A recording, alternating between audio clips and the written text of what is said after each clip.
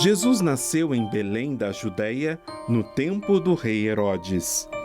Então chegaram a Jerusalém alguns magos do Oriente e perguntaram: Onde está o rei dos judeus que acaba de nascer? Vimos sua estrela no Oriente e viemos adorá-lo. Quando ouviu isso, o rei Herodes ficou atordoado e com ele toda Jerusalém. Reuniu todos os sumos sacerdotes e os escribas do povo para perguntar-lhes onde é que nasceria o Cristo. A resposta deles foi: em Belém da Judéia, porque assim escreveu o profeta: E tu, Belém, terra de Judá, não és de modo algum a menor entre as principais cidades de Judá, pois de ti sairá um chefe que vai governar Israel, meu povo. Herodes chamou então os magos em segredo e pediu-lhes que dissessem com exatidão quando foi que aparecera a estrela. Enviou-os depois a Belém, dizendo: Ide informar-vos exatamente sobre o menino, e quando tiverdes encontrado, avisai-me, para que eu também vá adorá-lo. Depois de ouvir essas palavras do rei, os magos partiram, e a estrela que viram no Oriente ia caminhando à frente deles, até que parou sobre o lugar onde estava o menino. Ao verem a estrela, sentiram uma alegria muito grande. Eles entraram na casa e viram o menino com Maria, sua mãe, e, caindo de joelhos, o adoraram. Abriram seus cofres e lhe deram de presente ouro, incenso e mirra. Foram avisados num sonho para não voltarem a Herodes. Por isso, retornaram por outro caminho para a sua terra.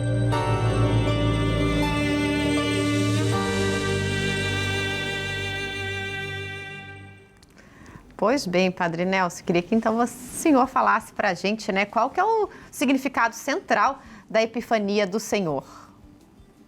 Então, Letícia, para entender o significado central, precisamos recordar um pouco da história da salvação. Deus fez uma aliança com o povo de Israel, desde lá o Egito, como nós podemos ler no livro do Êxodo. Escolheu Israel como o povo escolhido, a raça eleita, a nação santa.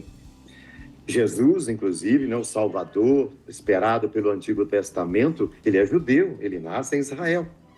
E o desejo de Deus, o projeto de Deus, era que Israel pudesse manifestar a graça de Deus para os outros povos, dar testemunho de Deus para todos aqueles povos vizinhos.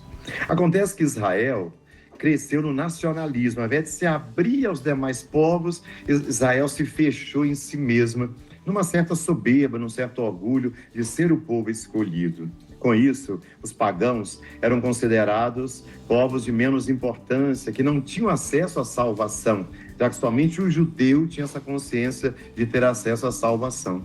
Então, a Epifania, cuja palavra é uma palavra grega que significa manifestação, quando Jesus se manifesta aos magos, nós celebramos uma grande verdade importante para o cristianismo, que é a abertura do reino de Deus para todos os povos. Ou seja, como o irmão Alain mesmo disse aí no começo, ninguém é dono de Deus, nenhuma igreja tem propriedade de Deus, nenhum grupo da igreja, nenhuma pastoral, nenhum movimento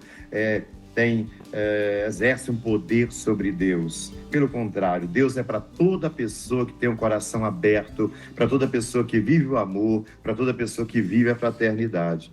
Porque Jesus já havia recebido a visita dos pastores, que foram as primeiras visitas que ele recebeu. Os pastores eram judeus, estavam ali, naquelas imediações dos campos, cuidando dos rebanhos. Agora, nós não temos mais israelitas. Os magos são pagãos. Eles vêm lá do Oriente.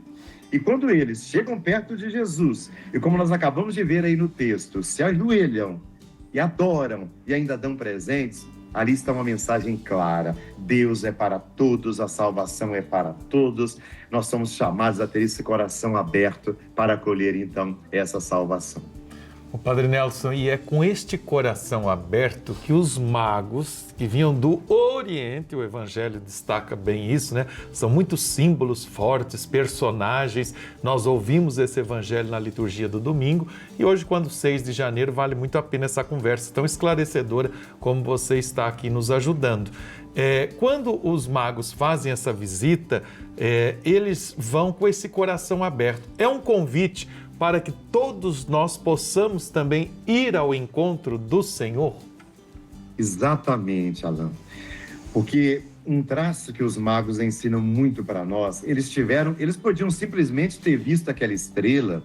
Eles eram viajantes, estavam acostumados com a leitura dos sinais celestes, podiam ver, achar interessante, mas ficarem parados lá.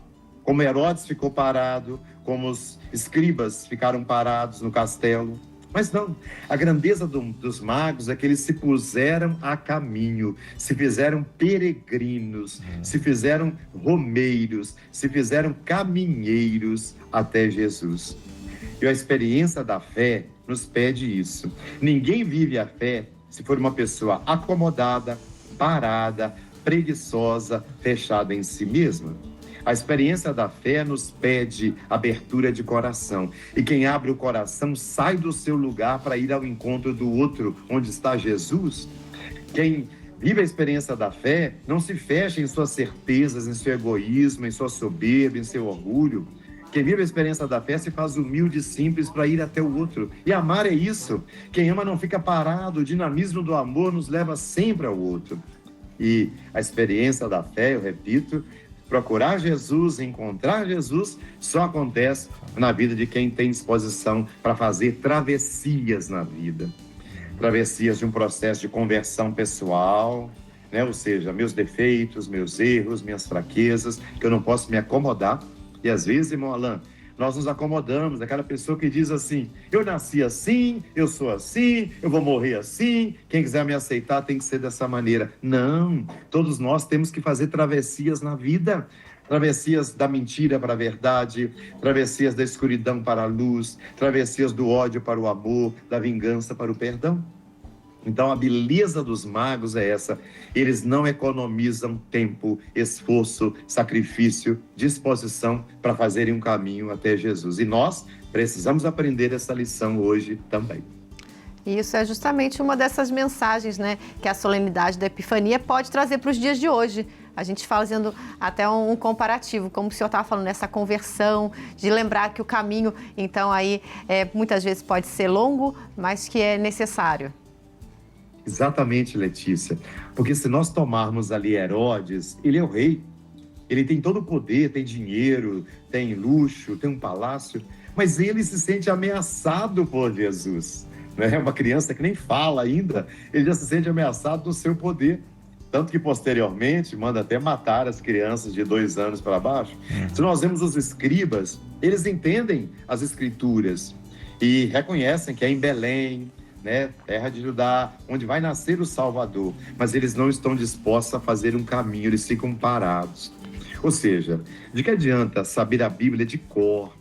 De que adianta saber textos bíblicos, citações bíblicas, se a pessoa não se põe a caminho para procurar Jesus, se a pessoa não guarda no coração e vive essa palavra? De que adianta ter muito dinheiro, ter títulos, ter status, muitos seguidores, ser uma pessoa importante, se ela está encastelada, fechada nas próprias certezas e ameaçada no seu poder por outras pessoas? Se não é alguém que faz caridade, que é solidária, que acolhe o sofrimento do outro, que é capaz de ser sensível à dor do outro, o que Herodes não foi capaz, o que os escribas não foram capazes. Então, nós temos que aprender muito essa abertura de coração. No mundo, Letícia, que está muito fechado, não é mesmo? A gente vive hoje com tanta intolerância. Se a pessoa é de um partido diferente, um partido político, por exemplo, diferente do meu, eu nutro ódio por aquela pessoa. Se é de um time de futebol diferente do meu, eu vou brigar, violentar, matar. Ou seja, nós vivemos num tempo de intolerância. Se as pessoas não pensarem como eu, não enxergarem o mundo da maneira como eu enxergo, são meus inimigos, meus adversários. Não, não, não. O que os magos nos ensinam é que quando a gente se faz caminho, a gente se torna irmão. A gente vive a fraternidade. Não somos adversários, não somos inimigos. Até nas diferenças podemos aceitá-los. Os pagãos são diferentes. Os pagãos, né, não tinham nem religião e, no entanto, foram acolhidos por Jesus. Aprendamos essa lição. E quando a gente acolhe essa proposta de Jesus, a gente muda o caminho, a rota. Foi o que aconteceu com os magos, não é? E de adoradores tornaram-se missionários. Isso é muito importante também nesse aspecto. Outra coisa, Padre Nelson, de Herodes, como você diz, né? E a gente vê os Herodes por aí afora hoje em dia. Estão querendo matar, mandar no mundo, querendo matar os outros, mas também não vão vencer, porque a lei de Jesus é o amor, ele é o rei. E um símbolo forte que eu considero nessa festa, Padre Nelson, é o da estrela, né? O que a gente pode entender com essa estrela de Belém? Estrela sempre foi um símbolo muito bonito, né? No cristianismo, não é? Porque ela fala daquilo que sinaliza, daquilo que é referência, daquilo que mostra, daquilo que ilumina. Maria é chamada a estrela da manhã, né? Aquela última estrela que espera o sol chegar, o sol que é Jesus, não é? Estrela pode ser considerado, irmão Alan, tudo aquilo que nos leva até Jesus. Estrela pode ser a mãe que leva o filho para ser batizado, que coloca na primeira comunhão, que leva para a crisma.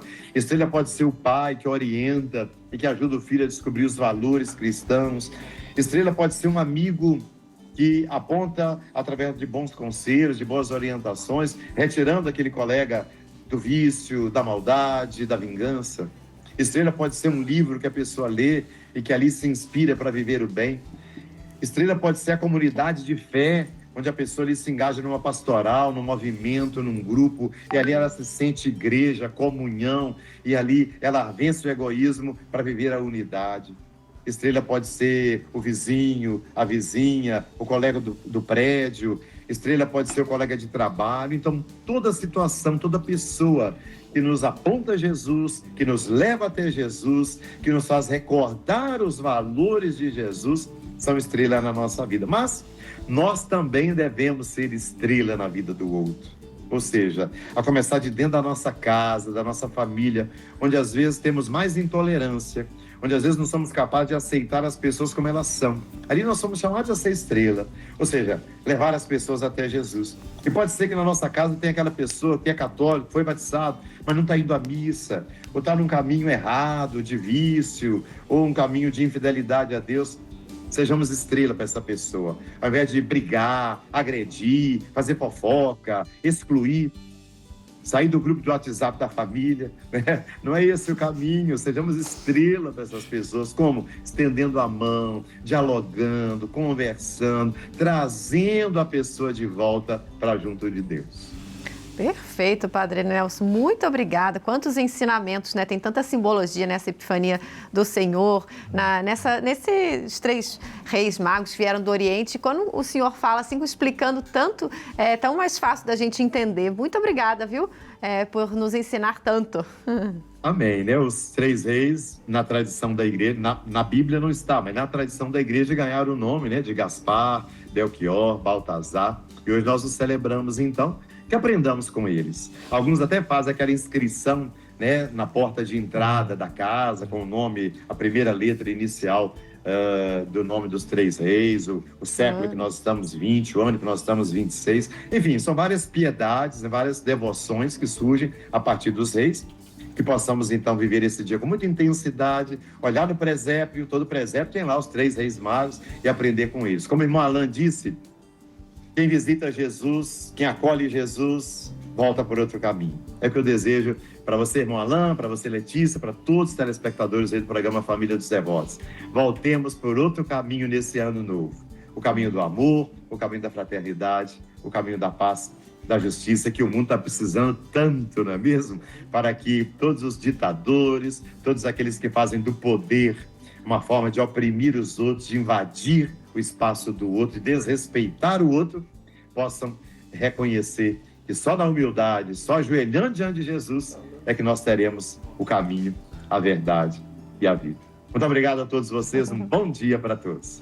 Amém, um ótimo dia, Padre Nelson Linhares, diretamente aí de Araraquara, aqui no interior de São Paulo. Obrigada.